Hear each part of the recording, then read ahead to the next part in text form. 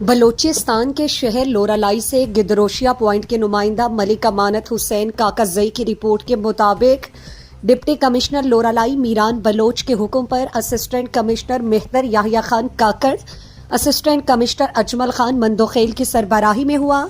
Loralai operation में anti narcotics force, excise force, levies QRF force और police force शामिल थी।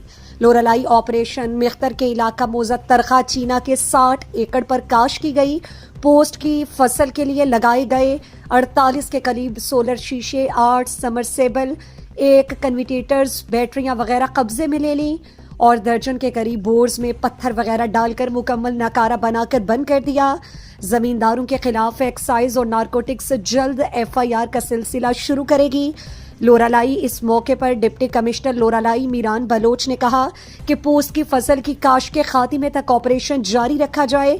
ऑपरेशन में जहर उगाने वाले जमींदारों का, नौजवानों का मुस्तकबिल खराब करने की साजिश को कामयाब नहीं होने देंगे और इन जमींदारों के साथ सख्ती से निपटा जाएगा और कोई रियायत नहीं बरती जाएगी। इस सीजन में पहली बार लोरालाई में पोस्त हजारों एकड़ की रिकॉर्ड फसल काश की गई और पोस्त की काश करने वाले जमींदारों की तादाद 800 के करीब है और मजीद भी बढ़ सकती है।